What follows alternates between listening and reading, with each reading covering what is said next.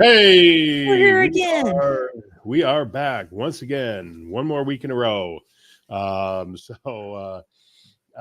know what's going on in the ClickFunnels world this week, Madison. Well, Anything? they had the big Vegas Connect event with the after party and the pre-party and the after brunch. So it sounds like it was quite the extravaganza. We might have to have Liz back on to report because I heard her speech was so I have stuff falling over. Her speech was amazing, is what I heard. It That's the rumor was. on the street. The word on the street is that listens. Okay. I hadn't heard that, but I haven't seen anything else regarding it. I guess I did. I can't say that. I guess I did see a couple pictures. I think Danny Welch had put up a couple on his story or something, but that's all I've seen so far. So we'll expect to hear some reports about what went on last night. Hopefully they had a good turnout for it. I know the money was going to charity, some sort of autism thing or something. I'm not exactly sure what it was, but it definitely was going to a charity. So money all went to a good place for anybody who happened to show up for it. And I don't know if So you can pay for a replay or not, but obviously Elissa and Liz and all them is the people to go to ask because they probably still take the donations for the charity. So yeah. I mean, that's one thing with charities. They always want money. So they always need money. They always got somebody they got to be helping out with it. So that's a good thing. So advertise for this week here. We are going to be talking about N8N. And don't worry if you don't know what it is, because I barely know what it is. So we're going to dig in. We're going to start at the very tiny, minuscule level of what it actually is, what it does, what it replaces, that kind of stuff. And then Madison's going to show some crazy stuff that she's done with it. And then in the coming weeks, we're going to have probably a couple more people on talking about N8N, the new Open AI Atlas. I saw a demonstration of that yesterday, and that's pretty cool. And one of the things I've noticed with these AI engines, it's, think about the way Zuckerberg traps you into Facebook with putting like little notifications in places and having your phone ding and, all these engagement type devices. Well, I've noticed all the AI engines now are like showing on the screen what they're doing as they're thinking. They, all these little different messages on there. Well, with Atlas, it shows you exactly what it's doing. It's showing you which website did it just go out to, what information is grabbing from it. It keeps all this on the screen. So apparently, so you have something to do and be entertained while it takes 10 minutes to do the task you just asked it to do. So it's yeah, got to keep you entertained. I will say that that's, I think, the most frustrating thing. And when we had the FBC graduation, Catherine Jones obviously did the Golden Secrets Mastermind after the fact. And she talked about what are the things that are driving your business and what are the things that are draining your business, both in time and money. And what I really sat down looking at is I said, oh my gosh, I pick up my phone when I'm waiting for something to process and I scroll, and all of a sudden now that thing's been done for 5 minutes and I'm still scrolling, and it's Mm-hmm. just a hard brained in like action. Oh, it's not doing anything. Let me pick up my phone. And so for me, the hack is working on two projects at once because I Yeah. can bounce to the other one. Well, yeah, Which that's definitely true. Anytime I got something on this main screen here that gets delayed, I turn my head to my left, and this is where I'm so smart. I'm gonna keep just Facebook over here, and I'll keep other groups and things open over yeah. here on this other computer. Well, once I turn over here and start doing that or reading some blogs or something, it's half an hour later, and I'm still watching dog videos over here instead of getting my butt back over here because AI was done, like you said, 5 minutes ago or half an hour ago, even doing the task I wanted it to do. So that's the biggest thing. And for years, we've all been hearing it. Somebody gets on a webinar, okay, make sure you turn off all your other devices. Well, they're Yeah. absolutely right. Because if you leave them on, if I leave Facebook turned on over here, I'm going to go to Facebook. But if I have the tab closed, I'm much less likely to open the tab than, if I just, look, there's a dog video. I better go watch that dog video. There's Rocky Kanaka in the jail cell with the dog trying to save his life, and that kind of stuff. Some people know who Rocky Kanaka is, some people don't. So, okay, but where we're going to start before we get into the N8N is something I found in ClickFunnels. And the funny thing is I've actually been looking at this for, a couple of weeks now. Let me make sure. Let me see what I'll have on my screen here before I start opening everything up. Okay, we're good to go. Let me see, because I'm going to share my entire screen. Entire screen. There we go. All right. Let's see if this works, Madison, to move us over to the side. How does that work? Perfect. That way I can still see us. Okay, so like I said, I've landed on this page a bunch of times before. It didn't dawn on me until yesterday that this is a customer center page built into Says it in ClickFunnels. the URL. Yes. Yeah, this is for Prime Movers customer center page. And actually, let me just move everything over this way some, so I'm a little more centered. Okay. So yeah, normally a customer center is going to look kind of like this. Okay. Just basically you got a header, you got a couple boxes. That's kind of what you got. Well, this is a new one that they just built for Prime Mover. And it's pretty interesting. Most of these links, like if I click on login here, that doesn't work. Propaganda, master pack, yeah, that's coming soon. This one here is coming soon. But if you come down here and click on my courses, you can see which courses I'm enrolled in that are Prime Mover courses. So that kind of pops down and I can hide that. But then you have these two courses right here. So I guess I could go to any one of these right here, or I can click over here. So we got offer secrets and I can just say start here and it takes me to offer secrets. And so that's pretty much normal. This here is just an image that they stuck in here. But one of the things I started looking at was, okay, the sidebar. Well, that's interesting the way they built the sidebar. Okay, fine. But how'd they do it? Because it looks like it's the Ascension model, but it's not. Because what they did is this here is just a navigation element up at the top. And then below it, you got a sidebar element. And I started looking at that going, okay, great. But how is this going to work on mobile? Because you have two different elements here. So on mobile, you would generate two different hamburger buns. So if we pull down the side, and let's pull this down from this direction, we pull this down. In this case here, this stayed at the top, which I'm not a huge fan of. And then this we can open it with. Well, the problem is I got no way to close this. Oh. There's no exit. How do I get out of here? I got to click on something in order to get back somewhere else. So they're a little bit of a problem.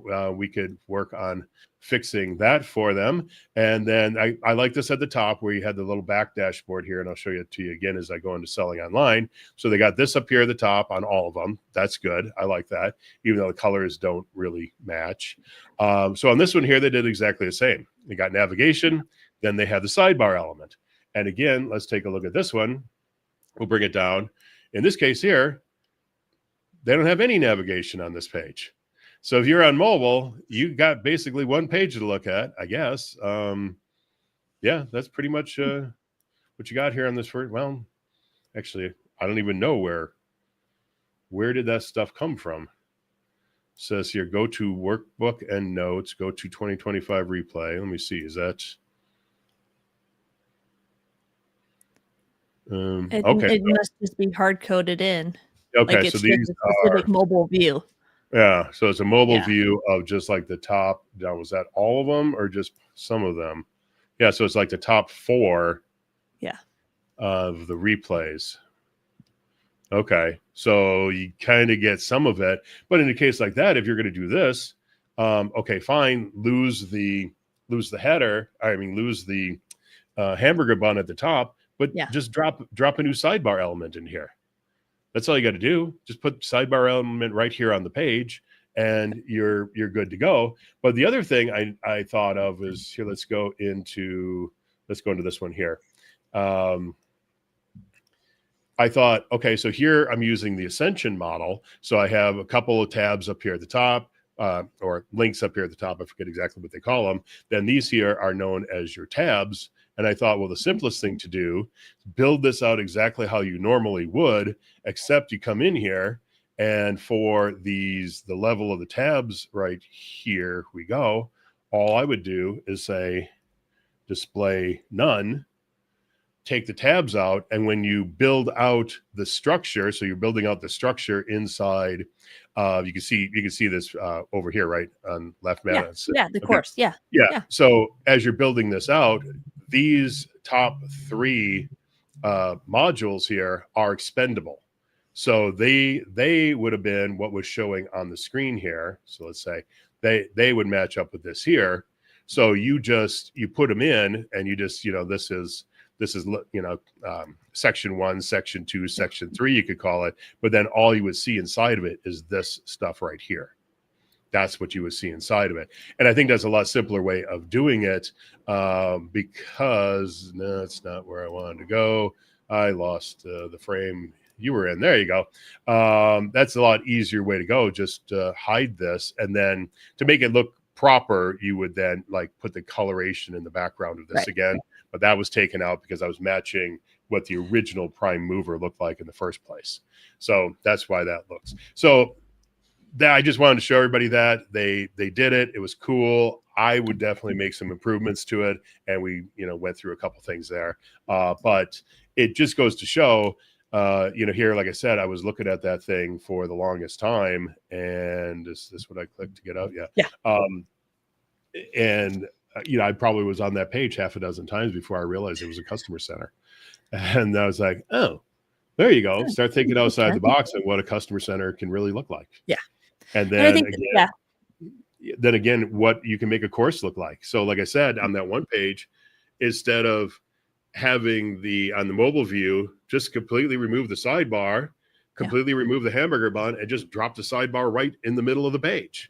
Yeah. Why not? I mean, they did it in Prime Mover. And when I did my build that was similar to Prime Mover, I did the exact same thing. In fact, on one of them, I have 3 different sidebars side by each right on the home page.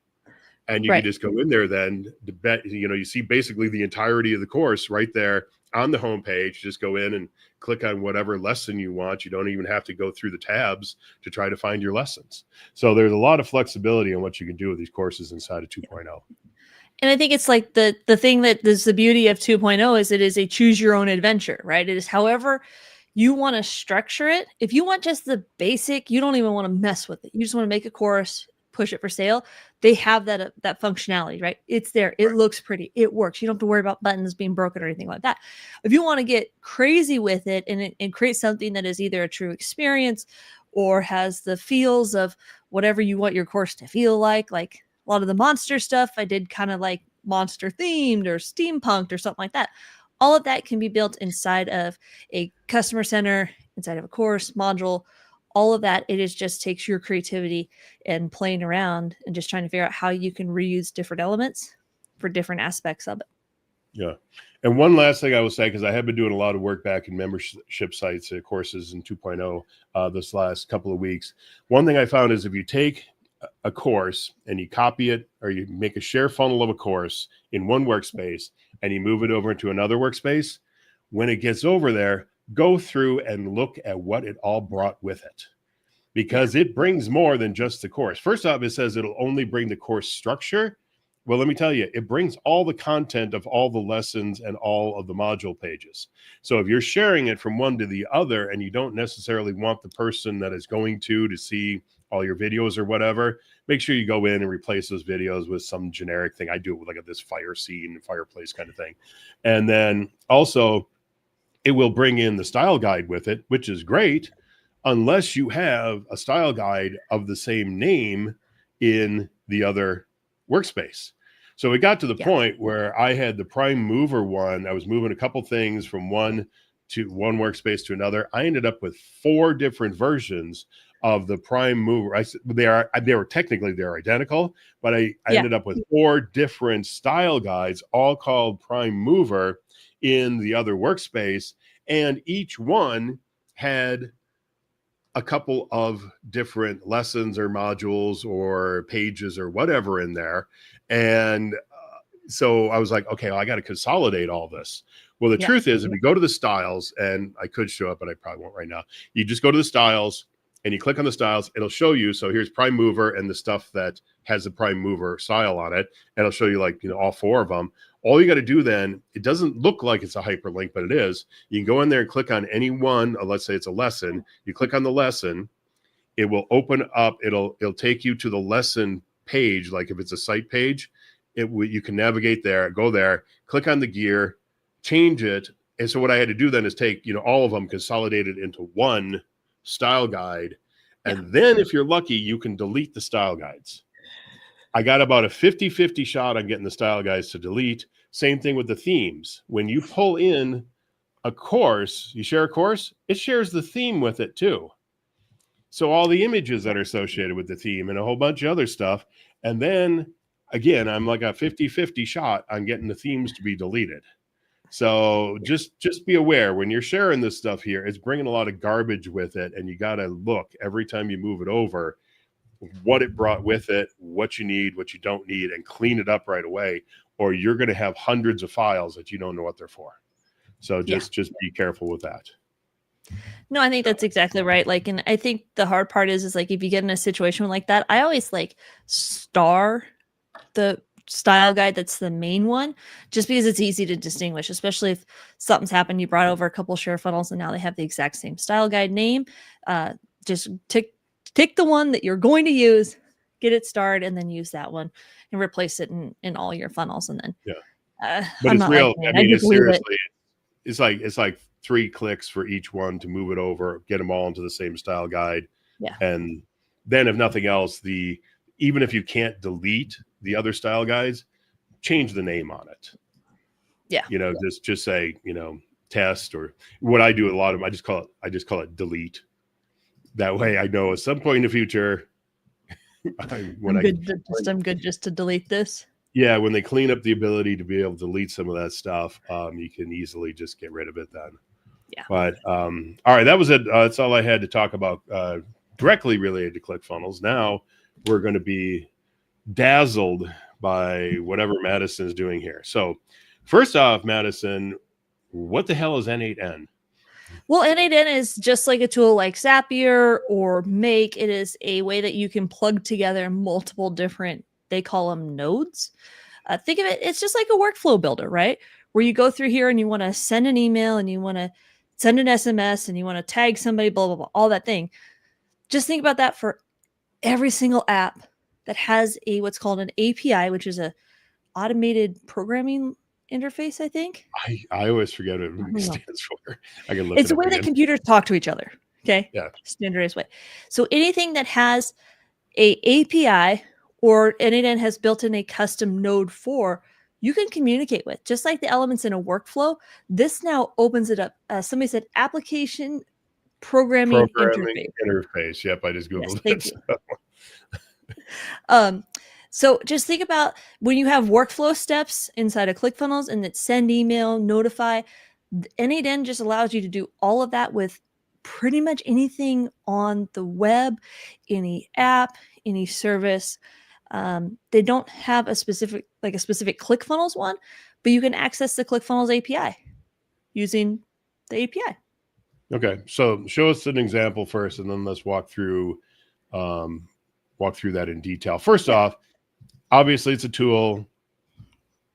I would guess like most of the stuff, there's a free version, but it's probably very limited. So what do you have to pay a month to use this? It's anywhere between, you can, if you're really techie, you can set it up self-hosted and it's like $5. If you're not so techie, I believe it is $19.29, somewhere in that way, under $30. And then it obviously goes up. But I'm going to say the best resource to learn N8N, to give it a go, to try it, is going to be YouTube. So for example, if I go over to here, I have a whole YouTube playlist that are just N8N examples, things people have built that I thought were cool. And some of them I've watched, some of them I have not watched, different things like that. So if you really want to learn N8N, this guy named Nate Herc is one of the best ways to actually learn about N8N. I'm in his school program, so I should disclose that. And there's no going to be affiliate link dropped or anything. But he really breaks down from the beginner parts of it all the way up to the obviously more advanced aspects. And he's got tons of videos. So build anything, data tables. I think there's even like some probably VO prompts in here to how to like create ASMR style videos like this. So you can go through, you don't have to pay for another software, just build this all the way in N8N and create these really cool things. And the cool part about it is he will actually give you if you join his school group, his free school group, he'll actually give you the blueprint for it. So you can just plug it into N8N, put your own variables in it, and make the changes you want and go from there. So that's one of the... Yeah, and there's a lot of Facebook groups too that I've seen where people just build out these massive complex things with like 50 different nodes in it, all connected together. And I don't know if they're giving them away or what they're doing in these Facebook groups, but there's a lot of chatter about this. And now as you build out one of these things, because you hear the term agents, would this be an agent, or is an agent still something different than this, or is it kind of in between? It's kind of potato a little bit, right? Like an agent inside of N8N, you basically are just giving one node a lot of abilities to do things. This is still an automation where you don't have to touch anything. So from that level, you could consider it an agent because it is operating on your behalf. You don't have to sit here and actually like click through to the next prompt and do this thing and that thing. So it is technically, like if we look at the big term agent, but no, N8N does actually classify agents as things slightly different. So, well, now, is this something? So let's say every time Russell put out a new video, I wanted this thing to go find Russell's new video. So be notified when the video comes out. Russell puts out the new video. I wanted to take that video and transcribe it and then add it to my Russell Brunson GPT.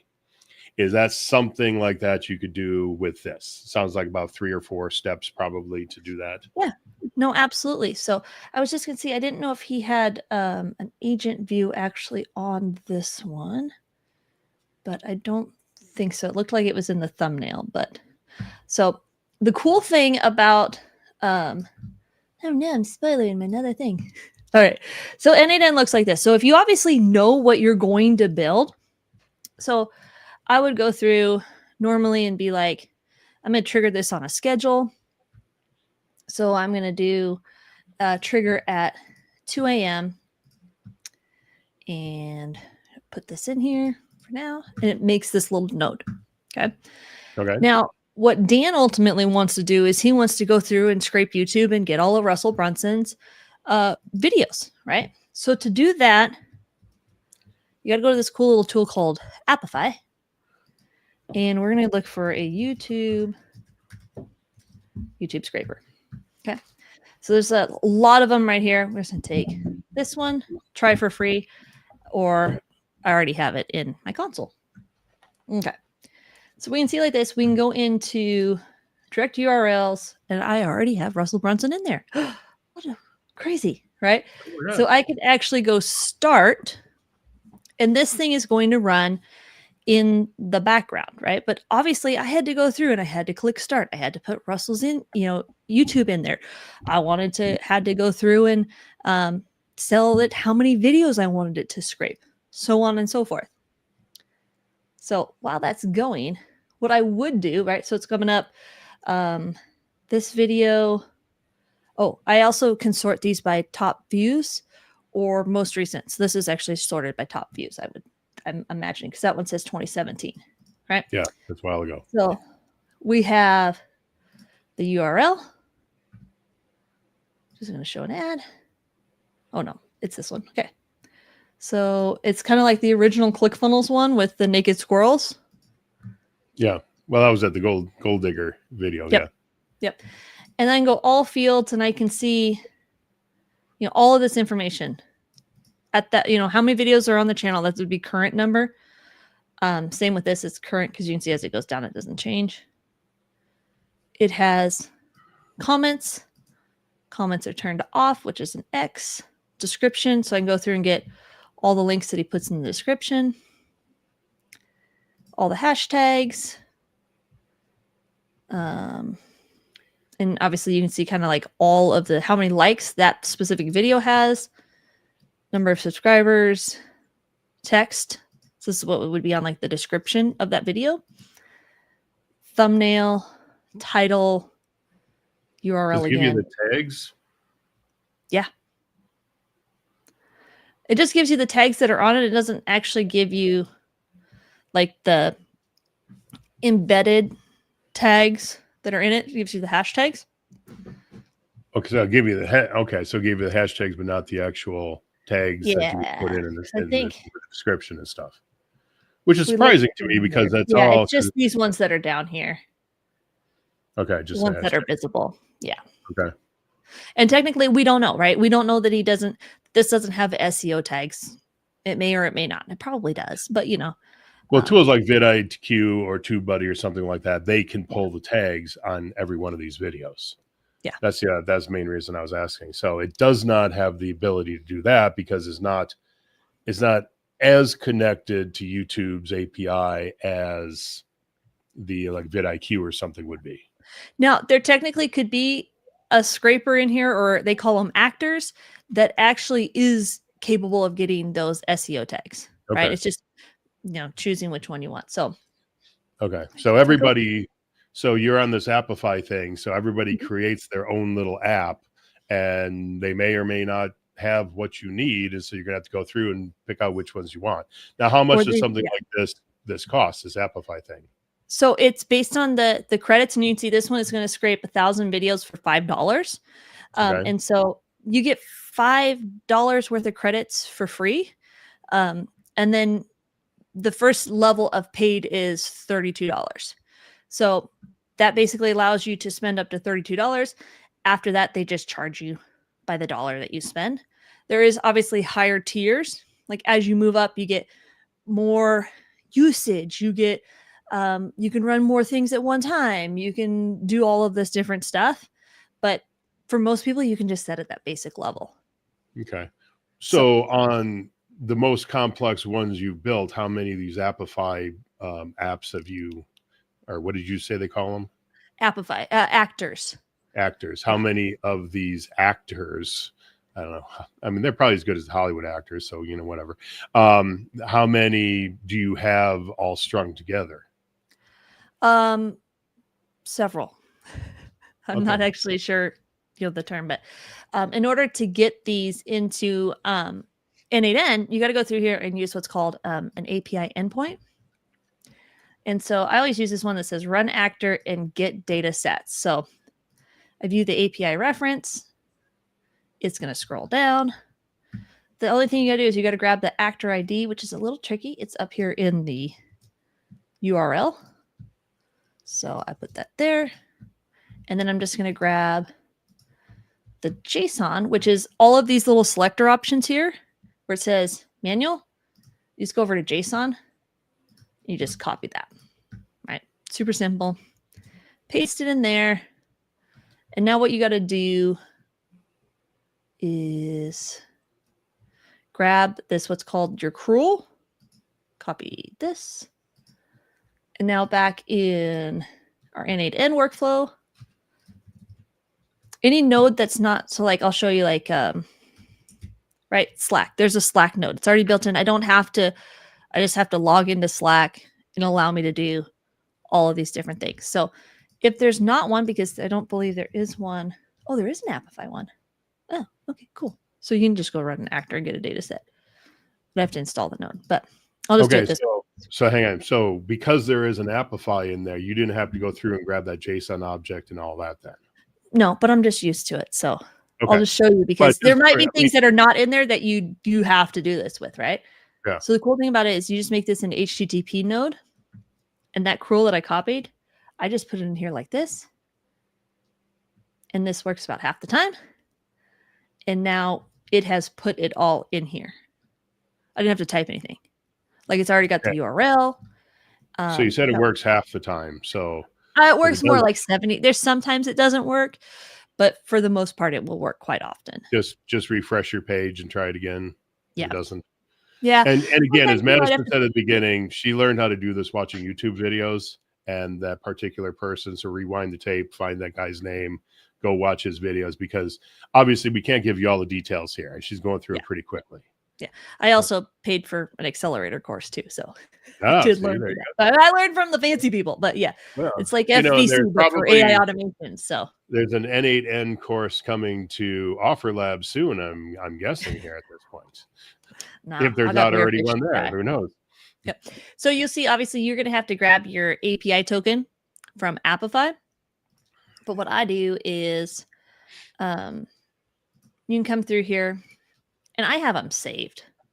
So I use it so much, I just have that already done, right? And yeah, our YouTube viewer says that you can run it in the terminal too. So, but for what we're doing here, the cruel, you can run in the terminal. For what we're doing here, we obviously want to tag this together with the automation. So, all right. And you can always go, if you are wondering if you set it up correctly, go execute step. And this is going to do the same exact thing it did on Appify. And it's going to pull together those 10 reels and those 10 shorts that came up.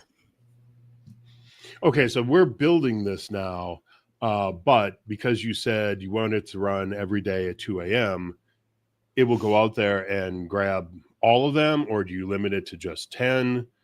Or do So you, because you could probably tell it, just give me the ones from the last 24 hours.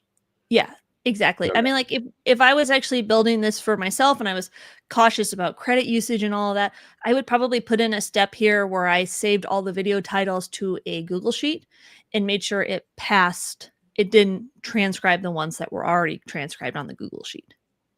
Yeah. Because very, very quickly, and I've heard horror stories about this, guys running up $10,000 bills because they got their automated AI bot talking to another automated AI bot, and they just went back and forth, like basically at the speed of light, talking to each other, and suddenly you got a $20,000 bill. Yeah. So just to kind of fill out what Dan would want to do, we'd go back over here and go for a YouTube transcriber. And what this is then going to do is it's each one of those videos that we don't have transcribed. It's going to go out and we just hook this up the same way. But to not like bore people, if you want this built for you, just contact me and I'll, we'll figure out a price. Because this is kind of like what I do now, right? Yeah, Build funnels and I build these really cool automations. Okay, so now this one is $7 per 1,000 results. So everyone is a little bit different. And to do the transcription takes a little more work. I mean, you can go in and get the transcription manually off of every one of these videos if you want. Yeah. And there's some now with Atlas, I wonder, from what I saw Atlas doing yesterday, I wonder if Atlas could just do this automatically. Now, Matthew, who was showing this to me, also told me he had the $200 level of OpenAI, which I didn't even know existed until he said that. So apparently you can give Sam all kinds of money if you want to. So hopefully he's making $200 a month off of it, at least. So obviously you can see all of these different actors that I've either used at one point. I've maybe tried them. I've gotten rid of them, different things like that. And you can see this one is $12 a month. Okay. Or $19 a month. So they do range either pay per event or there's like a set price you pay and then you get so much usage with them. Well, yeah, it says like $19 a month plus usage. So then you have to look at what that usage number is too. Yes. Yeah. But I would guess with most of the stuff, $19 a month comes with a certain package and then you pay for overage. Yeah. Absolutely. So actually one of these YouTube videos from one of these school groups that I watch gave a template that I was like, ooh, that's cool. I'm going to take that and modify it. Now that's the really cool thing about N8N is even though somebody gives you a whole workflow like this, you can actually go through and be like, because this is now in your account, you make all the changes you want. So you can come through here and change the prompts out. You can add things like I added to create a folder. I modified the prompts. I modified how this all comes together. So what I actually did before we started it, so we'd have something to look at, is what this is going to do because I said to, well, if you remember, if you were watching last week, if not, go back, watch the replay. What are you doing? Missing a week. Dan and Liz were talking about how crappy AI photos were. And I was like, oh, I have a process that works really cool. You just don't know how to use it. Huffing your chest out. So what I did before we went live is I actually took one of my old Monster shirts and I just like literally threw it on the ground and snapped a photo of it. What I did here is I uploaded it. You can see if I execute this, it's going to open a little window to add my photo to. So I'll show you, we'll do this as a real example in just a minute. But what this did for me is over here is it made a model wearing my shirt. And I can like, let's see if I slide over, wrong button. So let's see if I can get the thing to pull up here. I'm going to show you guys the photo actually that I, just to be on the up and up. So this is the photo that I gave it. I literally threw it on the ground. You can see my slipper and you see some things that I need to sweep, right? That's what I gave it. At least ironed it first. I mean, come on. I legit pulled it out of the box and it is what it was, right? It was, at least it was folded, right? So it made this person and it made all of these different images with my t-shirt on it, even this close-up view. And that's if you're like, that doesn't make sense. That is actually how it is. It is fishbowl with funnels in the middle of it. Okay. Yeah, you got to think about it. Mother drops. To see it. So he's at the tailgate party. He's having fun. He wearing his skinny jeans with the holes in them. Yeah. Okay. Yeah. Yeah. He's doing all the things. So what I don't know. So if you're like, yeah, you just probably made that work, right? So what I'm going to do is I found on eBay. I bet we all have a t-shirt, one of these t-shirts like this, right? Where it is $34.99. They're trying to sell a Funnel Hacker t-shirt. Vintage Funnel Hacker t-shirt, right? Mm-hmm. So what I'm going to do. Now I know what to do with my t-shirts that don't fit me. Yeah. I've been giving them away. Now I'm going to be selling them. I know, right? So we're just going to download that photo. That's all we're going to do. And pull that back up here. I'm going to hit execute. And I'm going to grab, I've already done it, obviously. I'm grabbing that photo that I just literally downloaded from eBay, right? And I'm going to hit submit. And now this is already going to start to go through this process where you can see it converted it to base 64, which is how it has to do it, right? It created the folder. So if we go back over here, we have a new folder that has been made. So it says it's an untitled folder. Can you make it give it a name? Yeah. So obviously here, now here's the first one. It makes a model first, which is kind of the cool part about it. So there's our friend. And what I'll actually do is we'll slide these two over so we can see it actually working as it is going. Okay. So now. So so it created the folder, then what's the next step there? Because I mean, I look at this here and I go, how in the heck do you figure out what each one of these steps has to be? Now, admittedly, you said somebody gave you this template and you just kind of modified it. Yeah. But so I guess as you get better, you know which each little node can do, and you go, oh, okay. The next thing I want to do is this thing here. So I know I need this type of node, and I put that in there. So a lot of this is going to come with experience. A lot of it's going to come from watching a bunch of videos, reading stuff, being in the Facebook groups, blogs, wherever else. Yeah. Okay. So as you can see, it's coming through and it created all the prompts.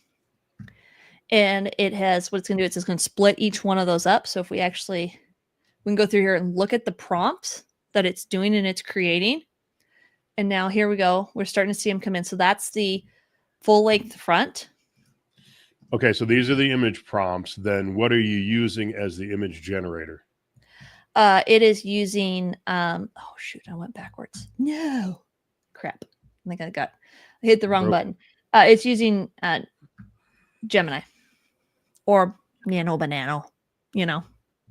It's using Google as their image, as the image generator. So I'm actually, and I'll show you. I did actually run this last night. You know, what's funny is you mentioned the Nana Banana thing there. And, you know, that was like the hot thing for about 30 minutes one afternoon. And then like it was already immediately overtaken by whatever Sora was it? Yeah, Sora 2 and then something else. I saw one this morning that somebody was advertising where you took a picture, a selfie basically, and it animated it into a video that looked so realistic. I was just like, wow, they're almost there. Because one of the things they added into it was as you're speaking, of course, you're breathing, your chest is moving, everything else, they completely animated the entire body. So it really looks like somebody is speaking. I honestly, when I first turned it on, I was like, I'm not sure if that's AI or not. That's the first time I've seen a video that I wasn't sure about. Yeah. And so what I had to do here is I have a Mac Magic Mouse that if I slide the right way, it goes back a page. Okay. So that was the problem. That's why I had to just restart this. So we can let this run in the background. So the cool part about these is, like I said, you can change them to what fits for you. So for example, let's say you sell either a ebook or a real book. Okay. And I just happen to have a real book here. So I'm gonna try to do just so people you're so old school. You got a real book. I have a real book, right? I'm gonna take a photo. Paper and everything. I'll just keep Dan and I in the background. Okay. So I took the photo and I'm just gonna airdrop it. And I know this is where it went bad in the Offer Lab training when Russell tried to airdrop something. So fingers crossed that we I don't send it to Ben Mood or something like that. Yeah. Oh, looks like it popped up. There it popped in. So same thing. What I just did is I made a few changes on here because I want it to be the exact book. I don't want it to create a model of it. And so this one, same submission. I'm gonna go up here. I'm gonna grab the book. Now what I can type in here is. Now, the reason why Madison is saying this is because I think on one of the other shows sometime in the last couple of weeks, I was showing I had Sora and I gave Sora a copy of like the cover of .com Secrets. I put it in there as an actual image. Well, the problem is with most of these AIs is when they're generating the image, then they don't use your image in the actual image they create. They create their own version of it. Sometimes it is virtually identical, and other times, of course, the text is still screwed up. The images changed. The even one of them I was doing with the Dan Kennedy book, and he's got like cartoon characters in a bowl and stuff on there, and it completely redid it. I mean, they all looked fine, but they were not the original book cover. So this is the solution to get your actual real book cover on there, or you could just take it into Canva and pull out the other book cover, put in your real one, and save yourself the spaghetti bowl on the screen here. So the only thing I changed with that one, remember the previous one, I just gave it a photo, right? That's all I gave it. This one, I gave it some more information about what the product is and what just kind of like it's a physical book, right? So that's what I wanted to give it. And as you can see, we have our Funnel Hacker shirt is working in the background.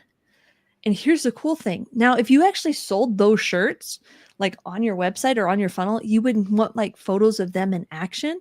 And this is where previously mock photos, you'd have to use a site like Placeit because it's really the only one that is as accurate as possible. The rest of them, they just don't look real. Or use something like Printify, and now your photos of your characters, your models, look exactly like everybody else's photos because they have like 8 models and they are all in the same pose, right? Yeah. So this guy these look like pretty realistic other than the back, right? There's no Well, and actual he's even funnel. drawn funnels on a window like Russell did with Drew Canoli. But and I would guess, because here's the thing: is you control the prompts. Yeah, So if instead of this dude, you wanted some young chick in there, you could put that in there. You could have them scuba diving, skydiving, hanging out at the absolutely. pyramids, riding a Yeah. camel. Here's the guy Yeah. presenting, looking at his stats now that he implemented funnels. Ah. So Oh my God! Look at that. I will Straight say up. I'll pull this Mhm. over so I don't actually show accidentally the wrong thing. Um, so a lot of you guys have probably heard the story about our neighbor Jim, and Jim sells raft pumps. So they actually came to me and they said, "Hey, we want to put all new photos on the website."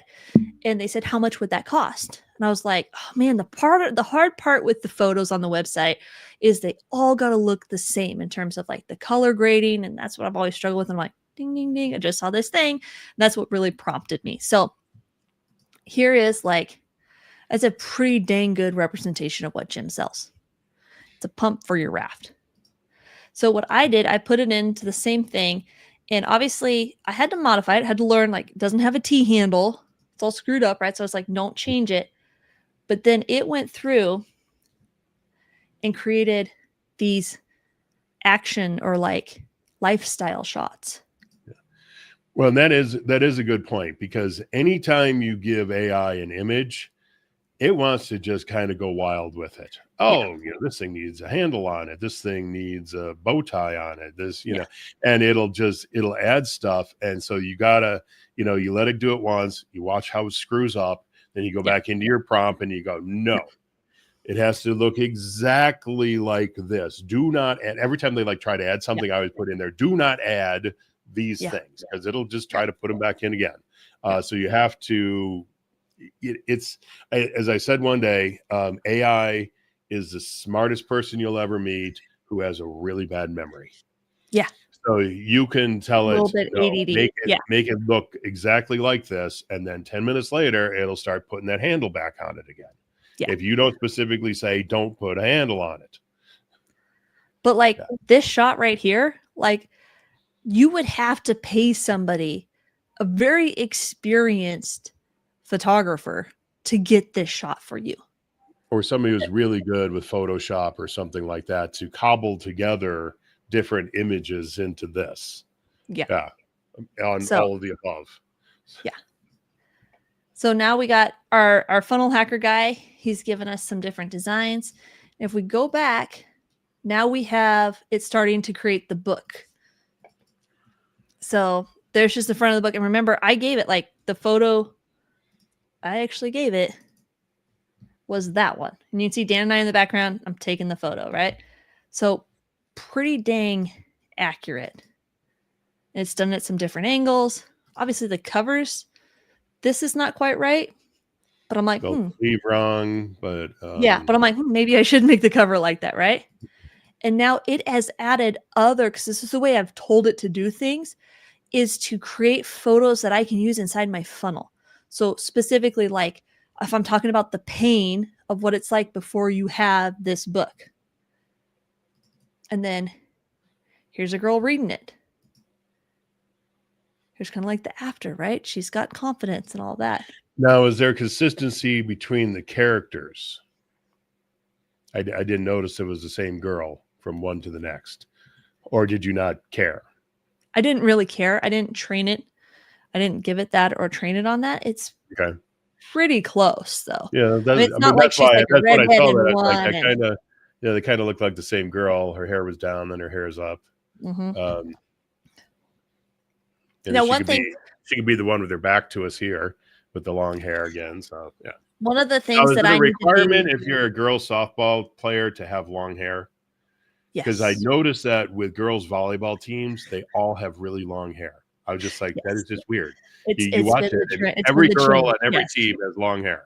So yes, yes. maybe because they're so tall, they have to have Their long hair. braid life is, like that's the big thing. And so it also made this cool thing like here, right? There's a pair of batting gloves. Obviously, it's a baseball, not a softball.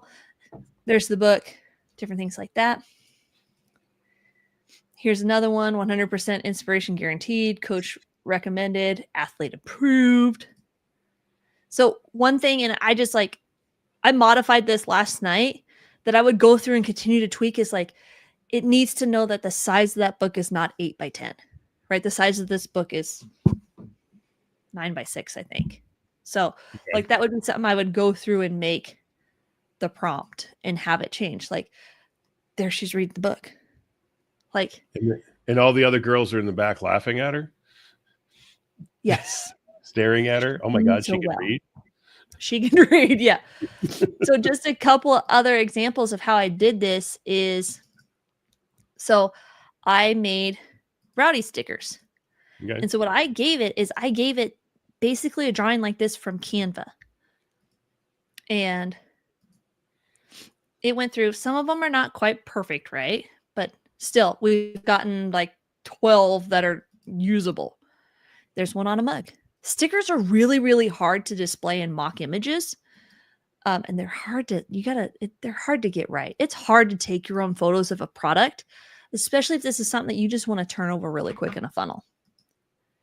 So I wouldn't advise putting Rowdy on the front of your laptop unless you really love Rowdy.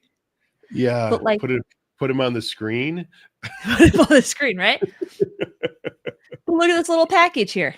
You know, it's all of this. And that's obviously not correct. Just to be clear with everybody, these images are all generated with that little spaghetti bowl she had of all those nodes all hooked together. And I suspect an Australian Shepherd in the background. Yeah, there you go. So Rowdy's in the background and Rowdy's on the bottle. But so with what she put together there in N8N, if you really look at what each individual step is step one, she, in some cases she went to Apify, in some cases they're built right into N8N, and you just go in there and you say, okay, I'm going to upload this particular image of the t-shirt or the logo that I want on the t-shirt. The next one, it creates a folder. The next one, I forget what the heck the next one was, but it just starts building it out step by step, just like you would have to do if you were doing it yourself. But also some of these tools that N8N and these other AI engines use, I don't even know if they're really accessible to us in general. I mean, you could do it all manually, like when it comes to scraping the YouTube videos, you could do that all manually. But I know Jonathan Montoya was talking one day about running some agents that he sets up inside of Manus and going out and scraping all kinds of stuff off of YouTube tags and that kind of stuff. One of these days we'll have to take a look at what Manus can do as well. There's so many of these things now. It's like every week it's like whack-a-mole, because every week there's a new one coming out. I didn't even know this Atlas thing was coming out, and boom, it's out, and it's probably already been replaced by something else. And that was yesterday. The thing with what Manus is just like the one that does YouTube videos for you. They're just basically these same automations with that company's intellectual property in terms of their prompting on top of it. Yeah. Right? Like at the core, all of this is what this is doing is one computer thing talking to another computer thing, telling it what to do with an AI prompt. Now, this would be an example of an agent, because as this goes through, it can bounce back and forth. So it's technically I can't see on the screen what those three do. Oh, right there. This just cleans up the prompt, and this just has it created in No, Gemini. I can't read what it says. What's the top one say? Okay, extract prompt. Okay, so but the node before that, that's where you have your prompts? Yes. Without trying to go backwards here. Yeah, this. So what it does is actually this sets the prompt here. Okay, so that step builds the prompt for you. Yeah. And you have instructions in there, just like you would instruct any AI, the GPT, or even just, the whole, oh, you're an expert, blah, blah, blah kind of thing, even though that's completely not necessary, but that's fine. Okay. But so and then this just sends that, to Google, comes through. it extracts the prompt from the one before, and it just parses it out. So it gives me this as a set, and then it splits them up into individual ones. Okay, so it sends back like 10 prompts, and then it splits it up into okay. Yep. And then these just the iterate next through. step then takes each individual prompt, goes through them all. Yep. Okay. Yep. And now we don't obviously have enough time, but I'll just have to tease this for next time. If I figure out where, let me remove that for a minute so I don't. So the thing that is always frustrating, right, when you build an application funnel is what the heck do you do with this information, right? Number one, your webhooks don't pass it inside of ClickFunnels. So what I have done, and I built this for a client, I switched it over to my own branding just so I could demo it and show, is, which one did I put it on? Where did I put it? I got too many closed tabs, and that's my problem. I don't know where. Is it here? No, it's not here. So I actually have an N8N automation that goes through, parses that application, pulls all the information from ClickFunnels, and tells me who is a good candidate for my program and the false beliefs that I would need to kind of overturn on a sales call. And I can have it so I build dashboards for my clients so they don't actually have to deal with the spaghetti of N8N, because I feel like that's the better way for them to experience it, is through a dashboard, because they don't have the technical knowledge that I have. Well, how do you get the information out of ClickFunnels into the dashboard and just type it in? Magic. Oh, magic. Okay. Because that could also mean typing. So I'm not sure. No. Oh, it's sorry, it's over here. Mhm. Magic, Dan. It's magic. So I have a webhook, pulls information. It then has to go out and fetch the questions. I field them, and then this is where actually how I send them back to the app. But I could add in here an OpenAI node. I have a specific assistant that parses this information, goes through the whole process. I could have this just simply export to a Google Doc if I wanted to. And that was my plan, but we ran out of time. Oh, well, that's fine. That's good for another day. But just real quick here. So you said you got a webhook there, but so you're not using the API, you're using an actual webhook to pull it in from each application? Or Because am I? How would that work if the API doesn't do it? Or am I? I don't know. Is that where we have to wait for tomorrow's episode of As the World Turns? Yes, we do. To find out, does Bobby still love Susie? Exactly. And who's Mona's father? Okay. All right. Got it. Great. Thanks. So here's one of them that ran, and I use the API to just call the client record, and that will actually give me all of the custom attributes, which is what comes from the form. Okay. So you started as custom attribute. Okay. I was thinking that you could pull in custom attributes. Yeah. Not necessarily not through like an opt-in webhook. You what? Not through an opt-in webhook. So the webhook itself does not give me the custom attributes. So what triggers? What's the trigger for this? Basically an opt-in, because that's what you'd have to use on an application funnel. An opt-in, it gets me the contact record, which is all I need to do. It could also go by email address, to then come through here and get all the information from the contact record. I know which fields specifically I'm looking for. Right. So I set these fields through here. And then what I do, because feed the mayonnaise to the tuna fish, right? If I'm building somebody a dashboard and I don't want to have to manage their credit usage, see, for me, I would just put an OpenAI node in here. Talk to my assistant, give me back the results, right? That's actually, you can see this stuff up here. Send the webhook back.